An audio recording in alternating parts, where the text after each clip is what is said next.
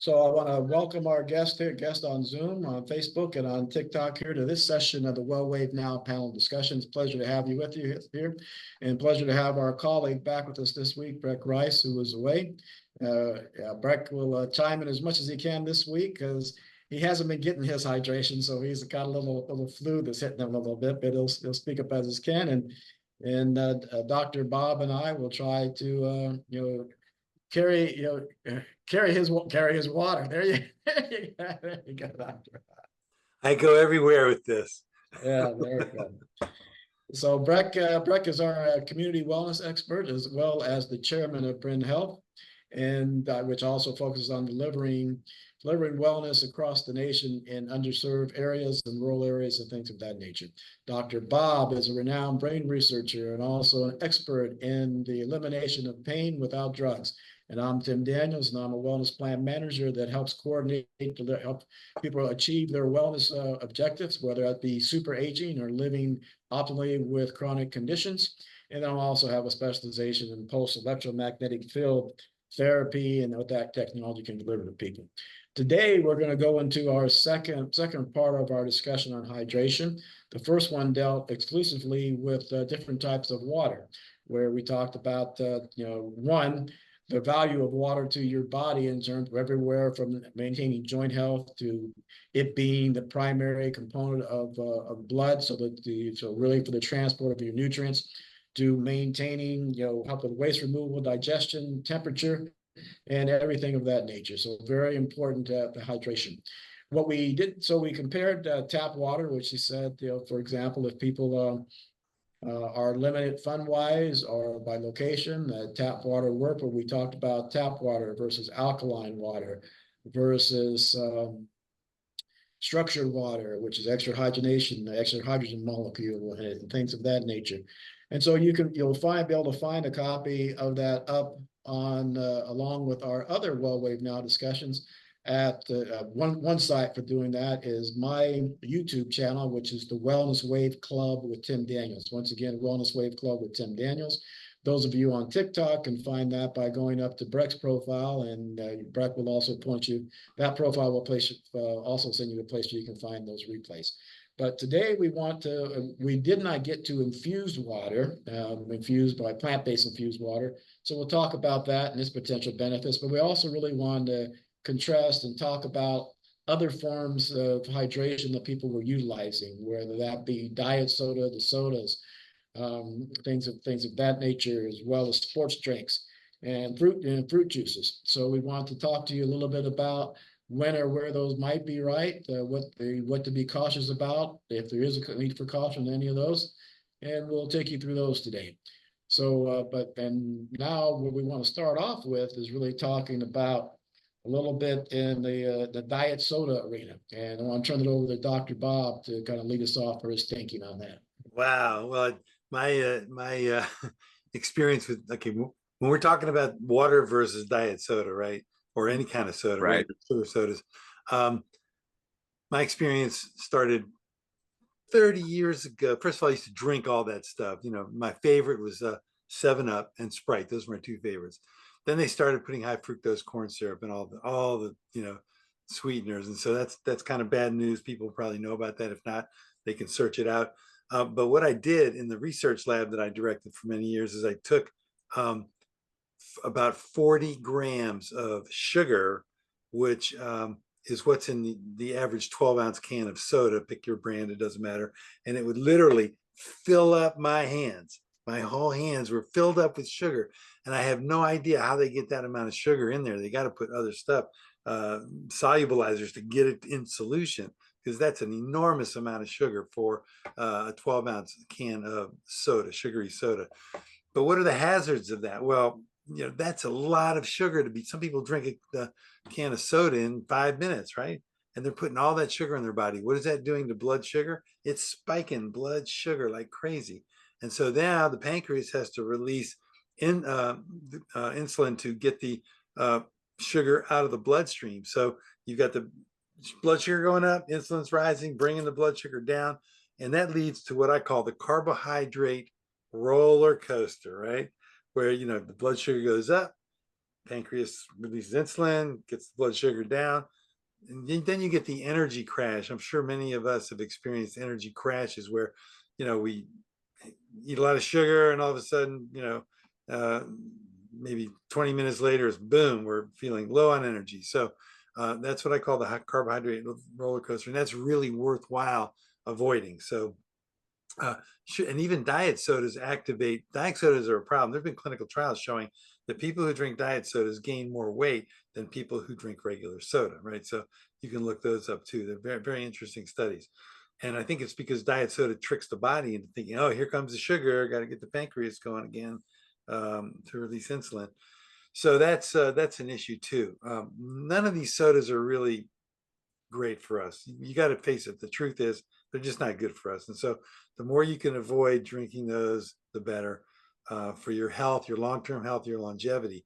And also, I mean, why do you think we have so much type 2 diabetes coming on in this country? This didn't start happening until the last couple of decades. Why is that? Well, I assert it's all the sugar and everything, and especially sugary sodas and sugary drinks. We'll be talking a little bit later about the sugary drinks. So that's what I'm going to say now about the hazards of the vast amount of sugar that we find in all of these sodas. So, Dr. Bob, I've got a quick question while my voice is still here. We talked about the sugary soda, but what about the artificial sweeteners that are in all of the diet drinks? Yeah, well, some of those artificial sweeteners are likely to be proven, if not already, to be hazardous to the health, right? So you got to be careful with the sweeteners that are used, particularly like aspartame. There's been a lot of data showing that aspartame is a big problem from a toxicity and a cancer standpoint. And so if somebody's drinking a lot of diet sodas with that in it, it's going to be a problem. And there are other issues with some of the other sweeteners as well. But like I said earlier, I think that the non-sugar sweeteners, many of them are stimulating the whole being, including the brain, to sense that, oh, here comes the sugar, and then they have to respond accordingly, which is really a problem. You have, the blood sugar is not necessarily rising, but you still got insulin coming up. That can lead that can lead to a crash in the lowering of blood sugar levels. So both sugary and non-sugary drinks are, in my opinion, hazardous to long-term health. And like we all talk about, how do we live the longest, healthiest, happiest life? Healthful longevity, right? How do we do that? I don't think sugars are part of that equation. Yeah. So love a discussion on the sugar and the flow of that and what can that do to you. Now, I think Bob, at one point we also chatted a little bit about or mentioned, and like your views on what about a lot of the sodas. And now I really have to struggle to say soda. Being in Nebraska, and that was pop. Yeah. Right. I still don't know what goes with what state, whether it's pop or soda, whatever. A 10-second aside here. I was sitting down there on Long Island in this what's called the Towers, on North Shore Towers. And there's a little restaurant in there, a little cafeteria. And I went in there and I said, "Can I have a pop?" And the guy looked at me and said, "Can I have a pop?" And he just kept looking at me. So finally it hit me. It reminded me I was in the East. I said, "Soda." And he said, "Okay, what kind would you like?" So I think he was wondering, being in New York, if I wanted him to hit me or something. Yeah, that's an issue when you're in different parts of the country and they use different terminology, that's for sure. Yeah, but that said, in your pop, they also use colorings and additives. What's your thinking on that? Are any is that perfectly fine? Are you seeing any challenges with that? I'm not okay when it comes to like colorings and other additives in drinks. I'm just not a fan at all. I mean, I haven't studied all the toxicity related to any of that stuff, and a lot of toxicity is probably not known. But why am I drinking something that has artificial whatever in it, right? Chemical compounds that I can't even pronounce. So I always recommend people stay away from anything, food, liquid, when there's chemicals in it or compounds in it, words on the label that describe things that you cannot pronounce and you can't spell and you don't know what they are. I recommend just staying away from those. So I'm just going to make a blanket statement, Tim, that's the way I view it. And rather than getting into any details, if you have some details you want to cover about that, Go for it. I'm going to just drink some water right now. My mouth is parched. So good. There you go. Yeah, I thought you might reach for a diet soda there while you were. You know, I haven't had a soda in so long. I mean, it's got to be like decades since I've had any soda, really. Yeah, I do, but I'm working on reducing the amounts. I think it's at really an intolerable level. And also, as looking at that and an encouragement to get myself to reduce it, I looked a little bit. I haven't say I haven't studied extensively on those additives and coloring, but there's a lot of things where they think that some of them may be carcinogens. And there's enough of those in the environment to worry about. Luckily, I personally, they say some people I've had allergic reactions to some of them and things of that nature. Luckily, I don't think I have. But just to your point, there's a lot of things that are just aren't natural in those that could have a lot of challenges that at a minimum, I encourage people to look at that nutritional label, if you can call it a nutritional label on those drinks, but look at them and really do some research on what those things are and what impact what's known about them, what's not known about them, and things of that nature. Just like in one of our earlier episodes, our discussions, I guess we call it episode. We talked about people need to kind of how people take control and leadership in their health, and certainly didn't go back and look at that one. But part of that was really do your research, on what you're eating, do your research on what you're drinking, and other things as well. Yeah, fortunately, food labeling has been pretty decent. Food and drink labeling has been pretty decent over the last several decades. And so I recommend, that's a great tip, Tim, is everybody should be reading every label. Just pick it up, look at the label. Even if you don't understand anything about it, just get used to looking at the label, looking at the words, and little by little, you'll pick up information on what all that stuff means. But like I said before, if you can't understand the word, if you can't pronounce it, then stay away from it. That's going to be the best advice that I could give anybody to live the longest, healthiest, happiest life and healthful longevity. I don't mean to keep the topic on sweeteners, but there's been other natural sweeteners that are being used now, like monk fruit and other things like that. Still going to increase your glucose levels, even if it's all natural coming from fruit. You need to be aware of that, but still much better option than the synthetic sweeteners that we talked about earlier. Absolutely. Yeah. And we had one of our participants here just confirmed that they were allergic to blue #1 in the drink for a while. So absolutely. So there's in addition to sort of the just the articles, there's some testimonial on the fact those things can be challenging. Okay. Now, Breck, when you were training for your marathon, and as you're recovering from the flu here, are you using any sports? Did you use any sports drinks? And what's your thought about that? Yeah, during the training and also during the runs, right? You always have the table set up with the different drinks on them, and I used to take 1 cup of water and then whatever the sports drink was that they were offering for the race. And so I could get a little bit of electrolytes. It also helped a little bit for energy level to get a little bit of dose of sugar. But then I would wash that down with like a 2-to-1 or even a 3-to-1 with water.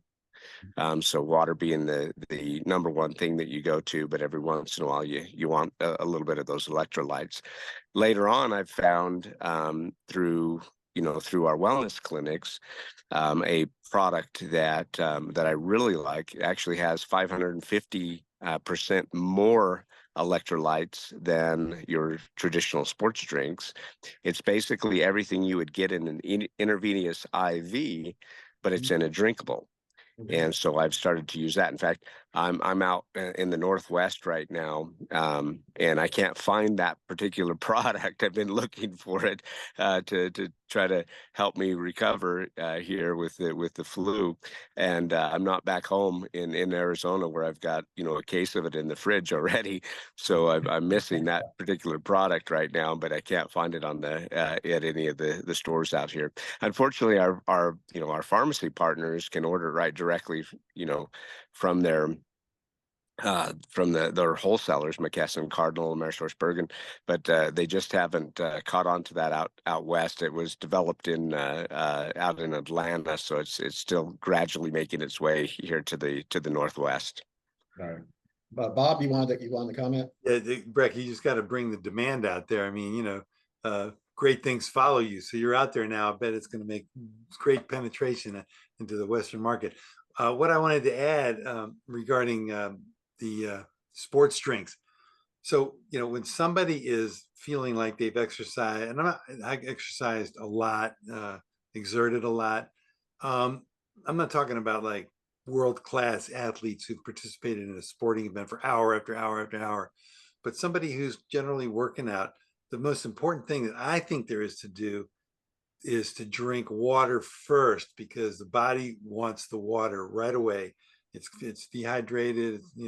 A lot of the sweat that's come out is mostly water, and so it's worthwhile to remember that and to drink water, and a fair amount of it, after you work out, before you transition to perhaps an energy drink that has electrolytes in it. So that way you'll be taking in less of the sugary drink that has electrolytes in it, because you don't probably need that much, but that all can be calculated too. So I just wanted to that cautionary tale out there, I would say. And that's a really good point, Dr. Bob, because as you're training for a race or anything that's going to exert a lot of energy, right?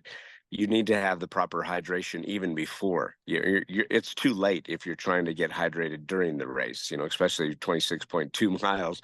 By the time you're thirsty, you're already dehydrated. So you've got to prepare even before the race even starts, and you'll see, races usually start really early in the morning, and they'll set out all the number of facilities, the porta potties for you. There's always a line at every one of those because everyone is properly hydrating before the race. Yeah, that's great. That's great. Yeah. I wanted Now, Bob, go ahead. I was a wrestler, so we didn't have time to. Well, I guess in my as collegiate wrestler, I wasn't a freestyle. Freestyle, I think they do take a little break in between rounds, and you might be able to do fan and something like that. They get thrown out of the ring, and they can get a drink or something. Yeah, so I've never was able to think, but in your football days, then they I don't think you were before this I won't mention any brand names. That brand name one was created a long time ago.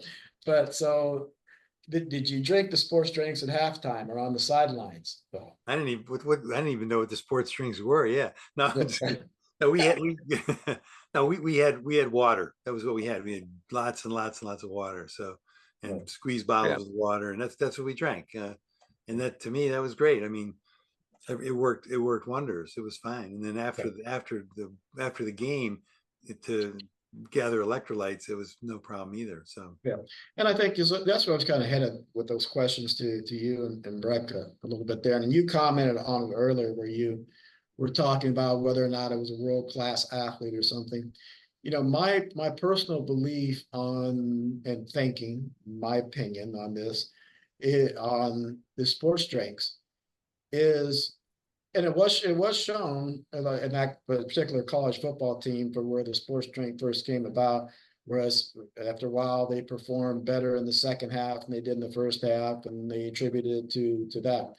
So for me, I think if someone's engaged in something, certainly the marathon or training for a marathon, and it's going and you're training and you're doing something for more than an hour, then those sports drinks or those the electrolytes they put back in the body, they can be beneficial. I think if someone isn't training at that level of intensity, the average normal person that's going in and, these days, what I do, I go very, very, very, very, very old school, and I have 3 days of resistance training every other day. And then I'll do 3 days of aerobics. So I switch my days on that. At the level that I'm doing it now, I think water for me is just fine. And I think water for most people, and that is just fine. If you're truly exerting that amount of perspiration, that amount of energy over a sustained period of time, then I think the electrolytes add something to it. But just I think, as you may have mentioned, and certainly back in the Coke area, this sweetened Coke, a lot of it's amazing how many carbohydrates and refined carbohydrates most of those sports drinks have in them. So you're throwing the water off that, and you're getting excess calories in it. And a number of them, back on our additive and coloring discussion, a number of them have artificial coloring and additives in them as well. So I think you got the same challenge with those. Yeah, sports drinks are going to spike blood sugar just like anything else. In fact, just like orange juice or apple juice, we can talk about that, Tim, in a little bit. Yeah. But all of these sugary drinks are going to spike blood sugar. And to me, I mean, look at the obesity problem in our country. I mean, you just go out to go out shopping sometimes to any store, and you look around, and wow, how these people get this way, and more importantly, how can we help them? That's really what's important. And so I'm not sure, but one thing I am sure about is that if they limit the sugary drinks they're taking, and I watch people walking out of these big box stores with pallets full of sugary drinks. I'm like, whoa, slow down on that. But you just can't go up to people in the store and say, hey, you got to stop that. But we got to figure out a way somehow to educate the public, because they don't really know what's happening. And all of a sudden they're 80 pounds or 100 pounds overweight, and they wonder what happened, right? Right. Yep. Right. Yep. And just like we talked about last week, where there was a question on the alkaline water, and said, hey, if you want to take it and you think it's right for you, you've researched it, that one, you could go out and buy a machine that costs a lot of money to do that, or you could create your own alkaline water, and there's recipes for it on the internet using baking soda. In the same way, if you feel you need a special type of sports-like drink for recuperation, you can create kind of your own sports drink and help control that level of sugar. You can put a little salt in it. You can put honey in it. You can do things. Salt has two of the electrolytes you need for the nerves and the muscles and things of that nature. So create your own and can control the level of that level in there. And then there are alternatives like coconut water and watermelon juice and tart cherry juice that also are substitutes. So you've got a little more control and some additional nutritional value to them. Yeah, you look at the beginning of the sports drink industry, and it was in a really humid, hot climate where the athletes were sweating way more than a normal setting. Cramping was coming in, so the I guess grandfather of sports drinks was actually pickle juice. That's what people used. Drink some pickle juice, and get all that sodium and everything from the pickle juice to try to help with cramps. And then that's when a sports drink was developed. It's kind of things that come out of grown out of necessity, right? The same thing with that drinkable IV. The product is called BioLite. You can go look it up at biolite.com. And it was born out of necessity. It was developed by a doctor whose wife was going through chemo treatment. She had a type of cancer, and the only thing that gave her any comfort whatsoever, helped her feel less nauseous, even want to get up out of bed, was going in and getting an IV. Well, that wasn't very practical to go in and get an IV every day, and so that's why he developed the BioLite product. Right. Beautiful. Yeah, that's a really interesting point, Tim, that you make about making your own drink. I mean, that's a super point, because you can get magnesium sulfate in powder, so you get the magnesium for anti-cramping. You get calcium, you get all these different ions in powder form, and you can dissolve them in the water, and you can even put in your favorite greens if you're into green veg. The green drinks with the powdered fruit and vegetable mixes. Those are pretty cool too. So there's a lot you can do on your own, which is cheaper, way cheaper, by the way. I mean, I buy a big tub of magnesium sulfate, and I take a little, less than a teaspoon out to make my drink every day, and that thing will last me 6 months. Yeah. So great point, Tim. Yeah, but we've got thank you. Bob, I take that as a big compliment. You and I often have counterpoint and counterpoint on it, which is good. But so when you say I've got a great point, I take that to heart. Appreciate Don't let it go to your head, Tim. Take a win any way you can get it. That's right. That's That's right. right. I got to drink some more water.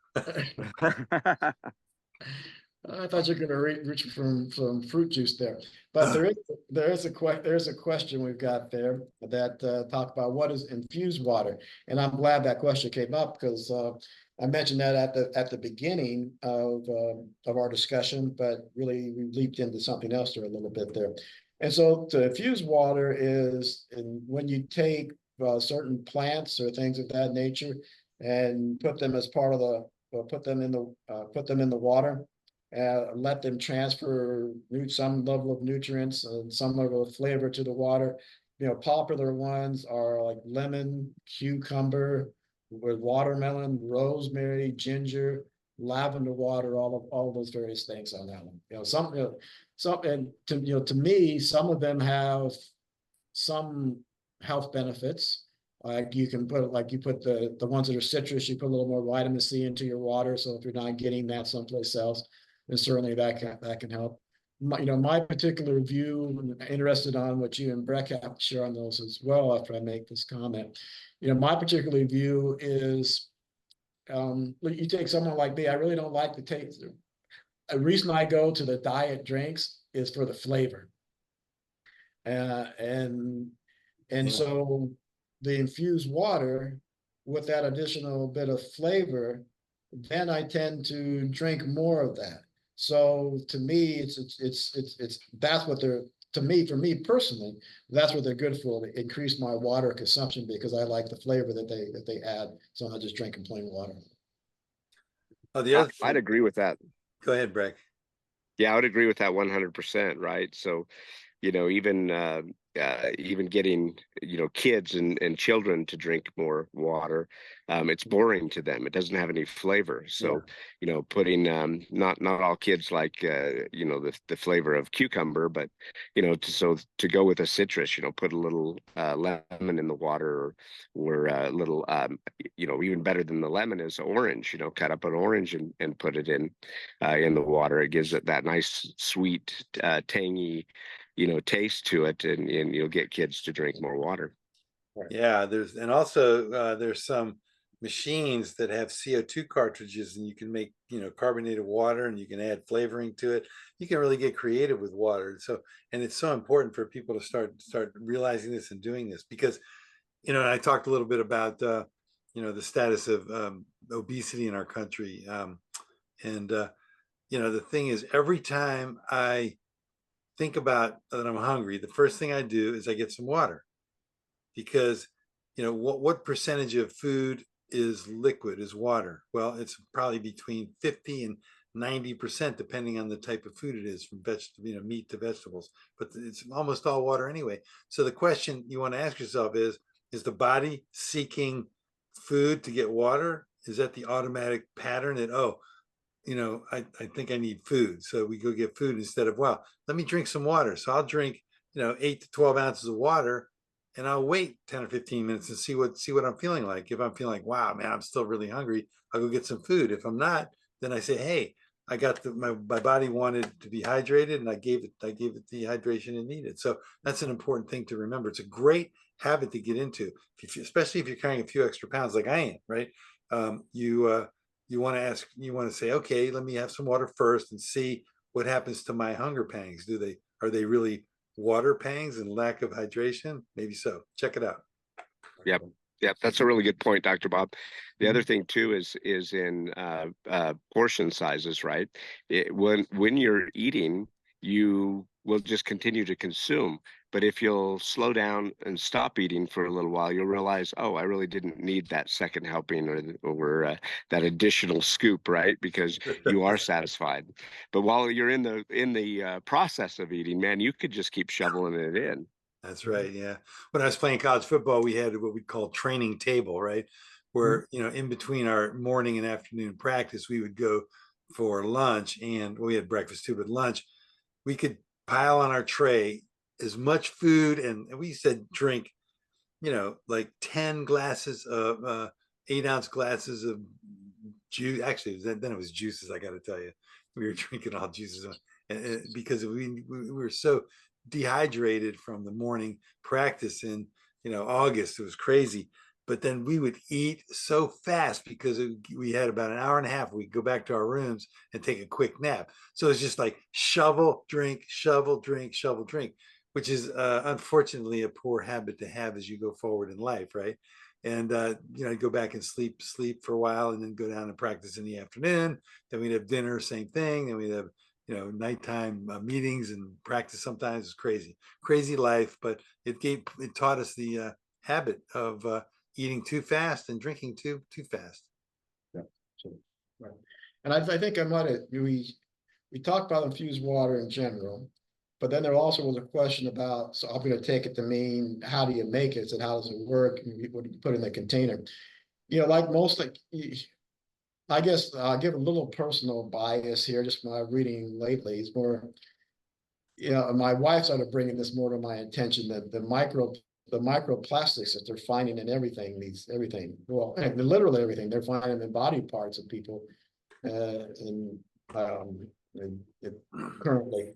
So I would encourage that you take your glass container, and there are multiple ways of doing it.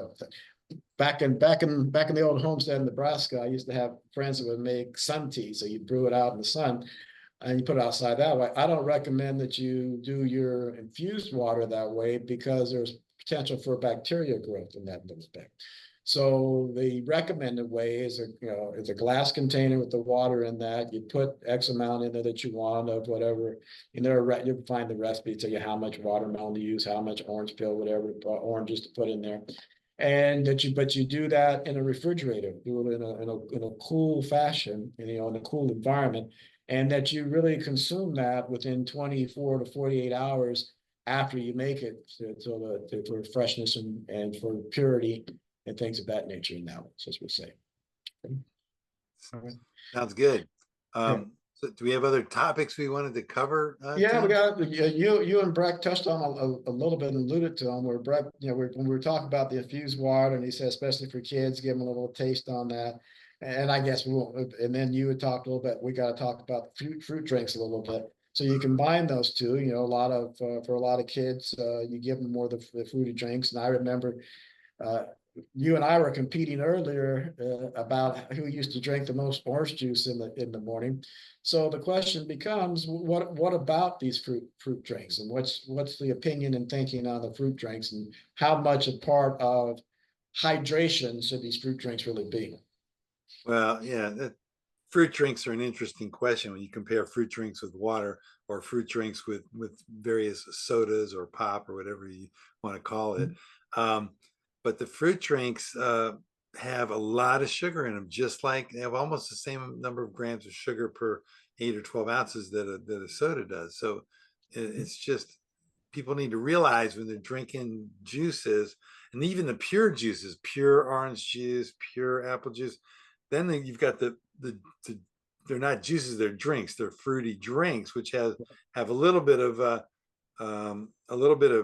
real juice in them, and the rest is water and added sugar and added high fructose corn syrup and all the other garbage that gets added to those things. Those are way worse than natural 100% fruit drinks, right, like orange juice or apple juice. So but the one point I want to make about kids, when you were talking about kids, it triggered me, because I see a lot of new moms with young babies, and they're giving them bottles to drink, and those bottles have apple juice, a lot of apple juice. Sometimes there's orange juice, and that is really hazardous. I mean, I think we're training our kids at a very young age. Some of them who are drinking those juices, they're training their bodies to think that that's okay, and to want that, and to crave that. So then you see kids drinking sodas, which is really a problem, and you see them drinking juices.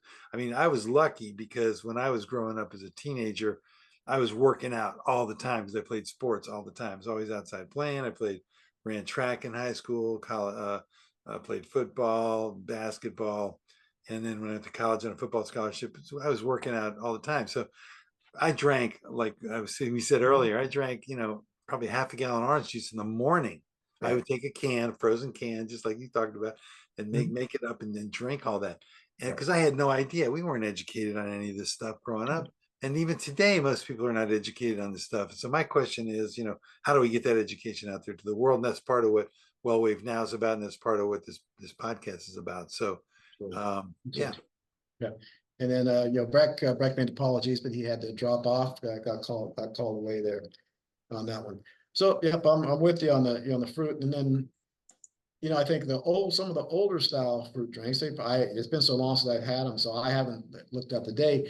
Used to have the pulp in them, and so so if you could have apple juice, where it wasn't the clarify things, it was a darker, richer color. I think they had pulp in it, and you can certainly get orange juice with pulp in it. Some of those contain a little more fiber to them, a little more nutrients and things of that nature. And they also, as you talk about drinking for a sense of satiation, a sense of fullness, that would help and control that a little bit. But I'm with you still that the best. So if you're going to have fruit drinks, I would do it that way if you can. If your digestion and your stomach can tolerate it, some stomachs can't tolerate that as much without extra fiber and things in the pulp in there. But I would say do that, and then like we've talked about earlier, and in other situations, also moderation. If you work a glass, assuming everything else is in balance, and you're working well, and you have a glass of fruit juice a day, probably some benefit, not going to hurt you. But if you're making that if someone's making that 80% of their hydration needs, and they've got those challenges you were talking about. Yeah, I think, of course, everything in moderation is probably okay. And I actually wanted to say something like that but the other way to drink the fruit juices is make sure I always advocate when you're drinking a sugary drink of any kind to have some protein and or fat with it, which serves as a buffer, and it doesn't allow the blood sugar to spike as much. So the blood sugar rises less so, and then the pancreas needs less insulin to be released to get the sugar into the cells and out of the bloodstream. Because if you have too much sugar in the blood, that gets to the brain, that causes big time problems for brain and cognition. So that's why the body maintains the blood sugar really tightly as possible. And so that's really the key to me. Maintaining constant blood sugar is really the key. So if you're drinking a sugary drink and you add in some protein and some nuts, for instance, that could be something, if you're not allergic to nuts, and have some of that, or something else, avocado. There's other things that can be done to buffer that sugar. That's what the key to do is buffer that sugar. So, and then you can eat something before you drink the sugary drink, and then drink the sugary drink after. So you've got the buffer in there. You got the protein and the fats in there, and the sugar comes in afterwards, so it's not spiking. It's sugar by itself that spikes the blood sugar. So that's the key thing. And of course, yeah. So to me, and water is so cool. I love water. I mean, it's just unbelievable. The more we talk about it, the more I love it. The more I'm drinking it, because it's the ultimate beyond air, in which is number one. You have to have. You can't last so long without it. Water. You got to have water. It's really necessary. You can live a long time on just drinking water without eating any food. You can go a month or two easily. That's been done. It's been shown. People have done it a lot. So the point is, but water is really really needed, though, for the body to be in optimal health. And it's the best way to detox, to drink a lot of water and urinate a lot, so that you can flush your body. It's like doing an oil change in a car. You're flushing out the body, getting the toxins out. The color of the urine should be only very slightly yellowish. If you have bright yellow urine, you're not drinking enough water, right? For sure. So there's a lot that we went into. Some of that we went into last time, but I thought I'd bring it up again. I think that's a great summarization and comment on water. Closing thoughts.